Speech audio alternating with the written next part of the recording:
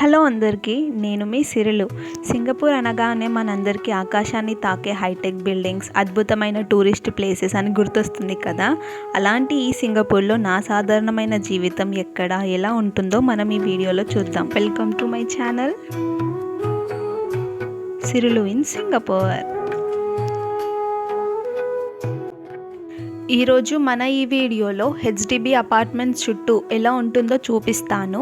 ఇక్కడ అపార్ట్మెంట్స్ని బ్లాక్స్ అని, ఇలా ప్రతి బ్లాక్ మీద బ్లాక్ నంబర్ని చూపిస్తారు అండ్ ఫ్లాట్స్ని యూనిట్స్ అని పిలుస్తారు. ఇక్కడ బ్లాక్కి బ్లాక్ మధ్యలో ఉన్న గ్యాప్లో చెట్లతో, గ్రాస్తో చాలా గ్రీనరీగా ఉంటుంది. అండ్ ఇంకా ఇక్కడ బ్లాక్ టు బ్లాక్ మనం వెళ్ళడానికి వాక్వేస్ కూడా ఉంటాయి. ఇక్కడ మనకి సిట్టింగ్ ఏరియాస్ కూడా ఉంటాయి. అండ్ మనం ఇక్కడ టైం స్పెండ్ చేసామంటే మంచి ఒక గార్డెన్లో కూర్చున్న ఫీల్ వస్తుంది.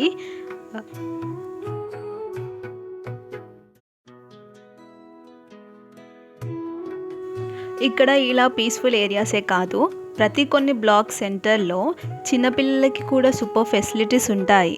అదే వాళ్ళ ప్లేయింగ్ ఏరియా. ఈవినింగ్ టైమ్స్లో పిల్లలు చాలా ఎంజాయ్ చేస్తారు ఇక్కడికి వచ్చి.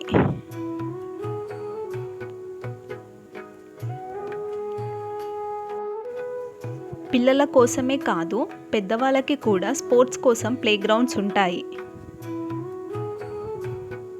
ఇలా ఉండడం వల్ల మనకి స్పోర్ట్స్ రాకుండా ఆడాలి అనిపిస్తుంది కదా. మేము ఇక్కడ రోజు షటిల్ ఆడుకుంటాము. అండ్ ఇక్కడ ఫిట్గా ఉండడానికి ఎక్సర్సైజ్ ఏరియాస్ కూడా ఉంటాయి.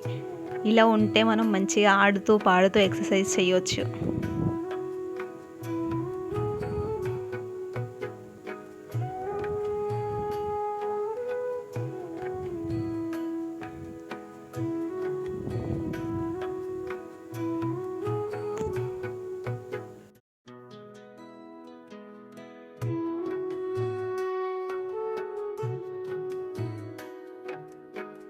అండ్ నెక్స్ట్ మాట్లాడుకోవాలి అంటే ఈ షెల్టర్డ్ వాక్వేస్ గురించి మాట్లాడుకోవాలి.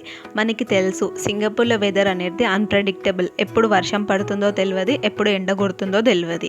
సో ఈ షెల్టర్డ్ వాక్వేస్ అనేటివి మనకి ఎంఆర్టీస్కి కనెక్ట్ అయి ఉంటాయి అండ్ బస్ స్టేషన్కి కూడా కనెక్ట్ అయి ఉంటాయి అన్నమాట.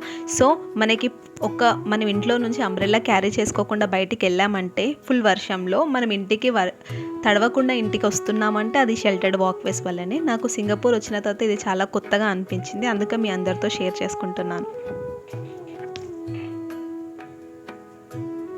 నా వీడియో మీకు ఎలా అనిపించిందో నాకు లైక్ చేసి కమెంట్ చేయండి. అండ్ నాకు మీరేమన్నా సజెషన్స్ ఇవ్వాలి అనుకుంటే కూడా నాకు కమెంట్ చేయండి, నేను దాన్ని పాజిటివ్ నోట్లో తీసుకుంటాను.